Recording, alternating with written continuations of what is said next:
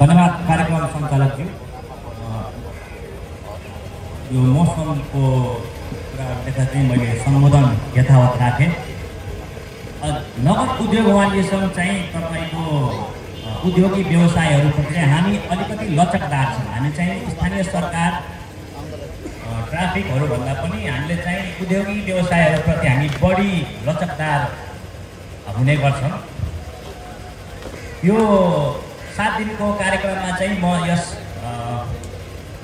कार्यक्रमको चाहिँ सदस्य पनि हो। यो कार्यक्रम गरिराख्दा चाहिँ हामीले उद्योगी व्यवसायहरूसँग जुन किसिमको इन्टरेक्सन गऱ्यौँ त्यसमा चाहिँ हामीले विभिन्न किसिमको कठिनाइ र समस्याहरू झेल्यौँ, जुन कि हाम्रो संयोजकजीले पनि पछि बयान गर्नुहुनेछ। तर एउटा कुरा चाहिँ मेरो मनमा के आयो भन्दाखेरि चाहिँ कोभिड र भूकम्पपछिको बल्ल बल्ल अलि चलायमान भएको यो व्यवसायहरू गाउँपालिका, नगरपालिका, उपमहानगरले चाहिँ महानगरले जस्तै नियम कानुन बनाएर कतै अलिअलि चलेको व्यवसाय पनि सकास्त हुने होइन भन्ने कुरा चाहिँ एउटा यसो हाम्रो मनमा आयो हामीले छलफल गर्दाखेरि।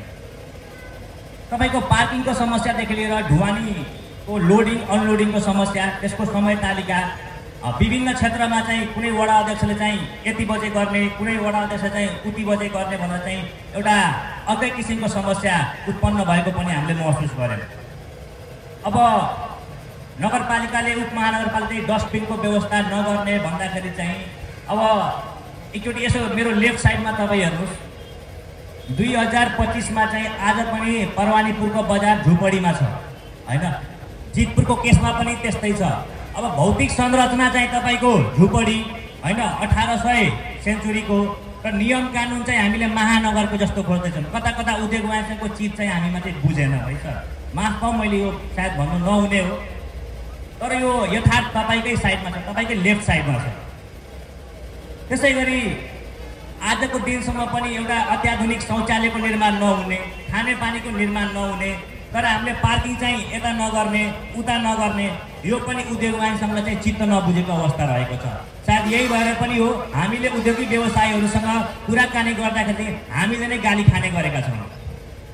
म धेरै कुरा राखिनँ, यति भन्दै म यहाँका मेयर साहब, हाम्रो उद्योग वाणिज्य सङ्घका पनि मेयर साहब, हाम्रा विधायकज्यू, हाम्रो प्रशासकीय अधिकृतज्यू, हाम्रो सिडिओ सरलाई पनि ध्यान आकर्षण गराउँदै मैले मेरो कुरा यहीँ राखेँ। धन्यवाद।